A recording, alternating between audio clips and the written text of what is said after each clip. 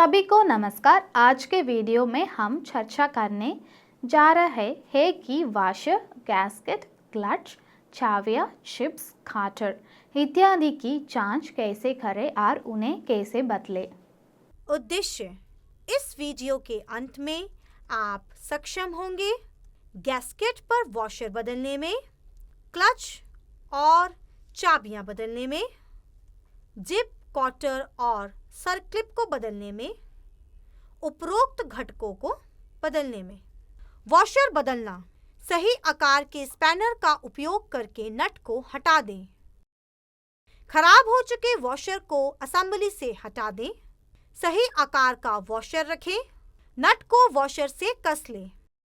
कौशल अनुक्रम: वॉशरों के प्रकार। उद्देश्य: इससे आपको मदद मिलेगी वॉशर का उद्देश्य बताने में, वॉशर के प्रकारों की पहचान करने में, प्रत्येक प्रकार के वॉशरों के उपयोग बताने में, BIS भारतीय मानक ब्यूरो के अनुसार वॉशर निर्दिष्ट करने में।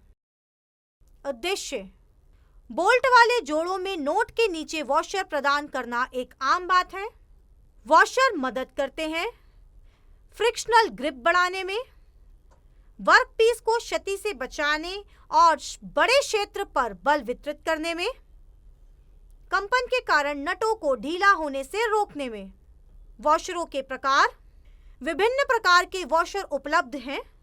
वे हैं प्लेन या flat washer, taper washer, spring washer, tab washer, toothed lock washer. Plain या फ्लैट वॉशर: इन वॉशरों का उपयोग फियल सतहों के साथ बोल्टिंग असेंबली के लिए किया जाता है। व्यास, मोटाई और बोर व्यास बोल्ट के व्यास समानुपाती होते हैं। IS 2016।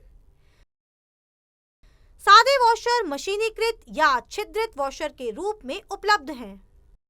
मशीनीकृत वॉशर: इन वॉशरों का उपयोग मशीन घटकों का उपयोग करके असेंबली के लिए किया जाता है। ये वॉशर एक तरफ या दोनों तरफ चम्फर के साथ उपलब्ध हैं। वे ऊष्मा उपचारित और ग्राउंड पंक्च्ड वॉशर हैं। इनमें कक्ष नहीं होते हैं और आमतौर पर संरचनात्मक निर्माण कार्य में उपयोग किए जाते हैं।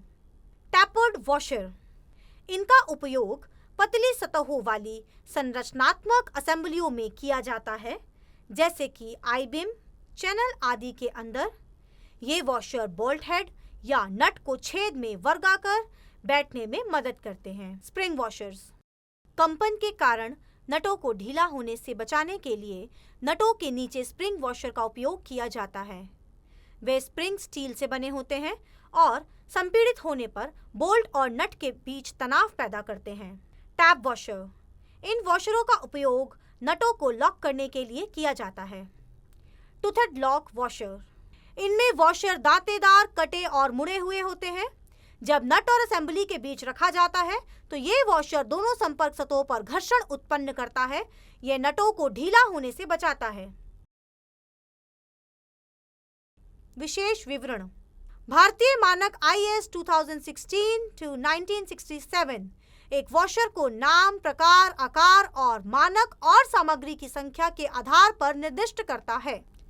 उदाहरण: पीतल से बने 10.5 मिलीमीटर आकार के मशीनीकृत वॉशर को मशीनीकृत वॉशर 10.5 IS 2016 पीतल के रूप में नामित किया जाएगा।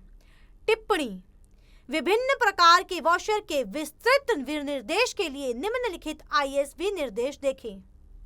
टेपर वॉशर IS 5374 और IS 5372। Tab washer IS 8068। Toothed lock washer IS 5371। Plain washer IS 2016। कार्य 2: गैस्केट बदलना। क्षतिग्रस्त गैस्केट को हटा दें। बेस और कवर प्लेट की सतह को साफ करें। गैस्केट को बेस प्लेट पर रखें और मजबूती से दबाएं। यूनिट को असेंबल करें।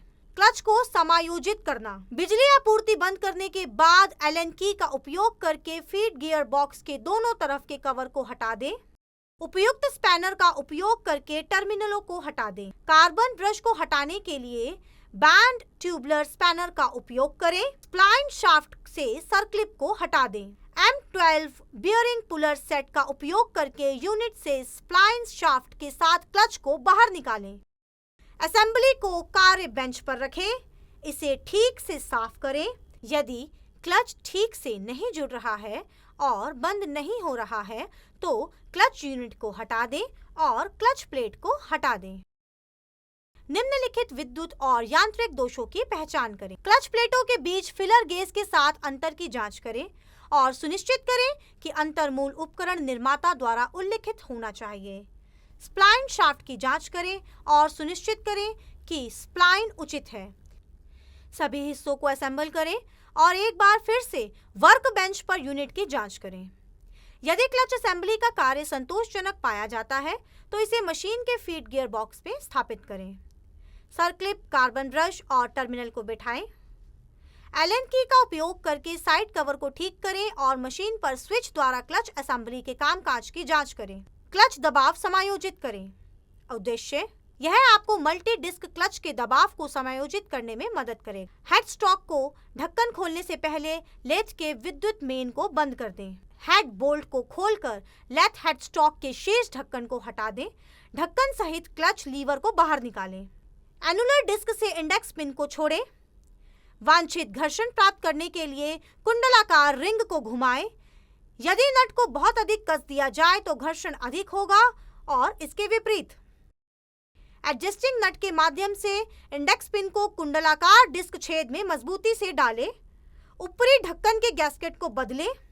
क्लच लीवर का यथास्थान रखकर ऊपरी ढक्कन को जोड़ें।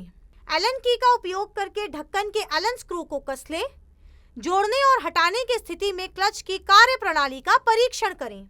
मुझे आशा है कि आप इस वीडियो को देखने के बाद वॉशर्स, गैस्केट्स, क्लच, चाबियाँ, जिप्स, काटर्स और अन्य घटकों की जांच कर सकते हैं और उसके आवश्यकता अनुसार उन्हें बदल या निर्माण कर सकते हैं।